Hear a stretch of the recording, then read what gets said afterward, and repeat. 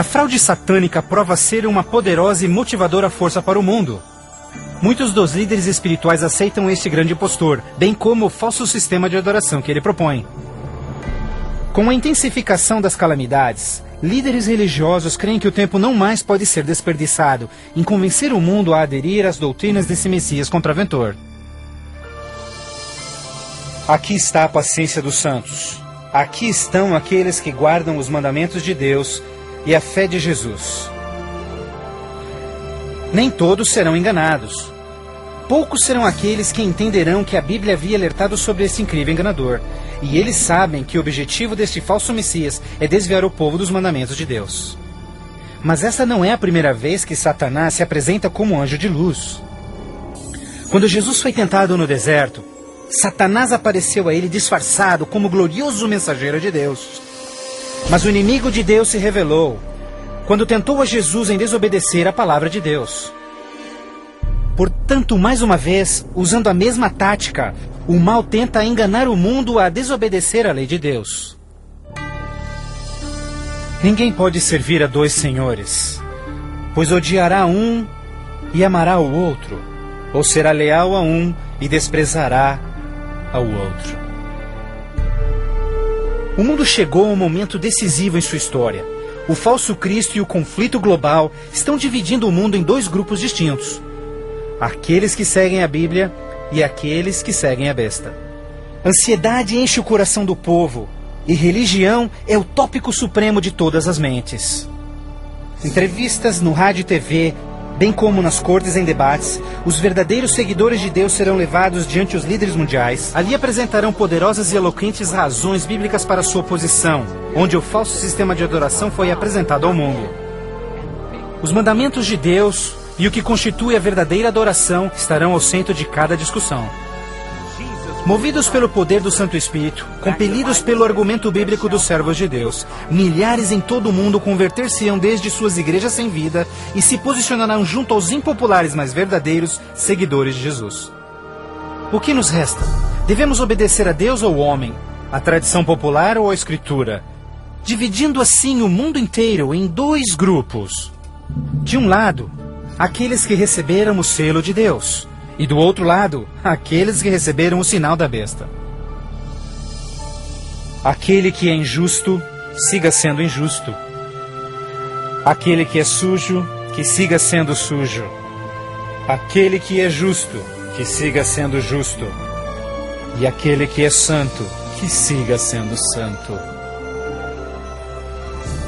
Este texto de Apocalipse antecede o próximo evento em que todo homem, mulher e criança fará sua final decisão, a favor ou contra Cristo. Ao lado de Deus estão aqueles que em fé observaram sua palavra, mesmo diante oposição. No outro lado, aqueles que escolheram a religião de tradições humanas. Assim como as portas da Arca de Noé fecharam-se instantes antes do dilúvio, a porta da graça será finalmente fechada para o mundo, e a graça de Deus não estará mais disponível para os perdidos. A segunda vinda de Cristo é iminente, mas primeiro, o mundo terá de atravessar as mais devastadoras pragas que jamais sobrevieram sobre a humanidade. Ouvi então uma voz vinda do templo dizendo aos 7 anjos: Vai e derrama sobre os povos as 7 taças da ira de Deus. O primeiro foi e derramou a sua taça sobre os povos, e se viu uma ferida feia e dolorosa nos homens que tinham o sinal da besta e que adoravam a sua imagem. A esperança começa a ser massacrada quando as 7 pragas do Apocalipse 16 começam a cair no mundo numa sucessão rápida de eventos. Estes serão os mais horríveis flagelos jamais vistos pelo homem. A primeira praga será extremamente dolorosa e provocará desmaios e agonizante sofrimento aos perdidos. Mais 6 devastadoras pragas rapidamente virão. O mar e os rios se tornarão em sangue. O sol terá tal força que provocará queimaduras com sua intensidade. De tal forma, praga após praga virão. O terror reinará, tornando o mundo inteiro prisioneiros do pânico. Durante este período, alguns dos salvos encontrarão abrigo em locais isolados e remotos, onde serão protegidos e mantidos por anjos do Senhor. Outros lançados em prisões, Embora aparentemente abandonados pelo homem, não foram esquecidos por Deus. Os fiéis de Deus estarão protegidos das pragas, da mesma forma como os filhos de Israel foram preservados durante as pragas que caíram no Egito. Neste momento, os salvos passam por um momento de angústia em suas almas.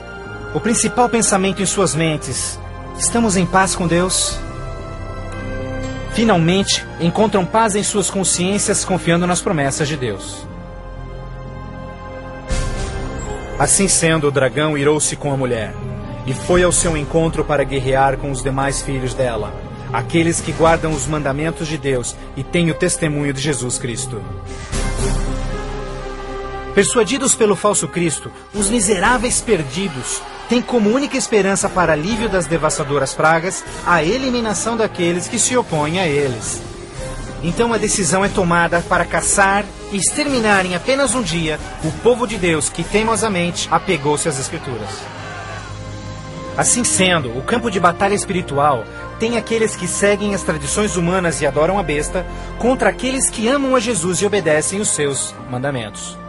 Esta é a batalha final do Armagedon, o mundo perverso que chegou finalmente ao limite da paciência de Deus. E finalmente o momento em que Deus entra em cena para resgatar os seus filhos fiéis.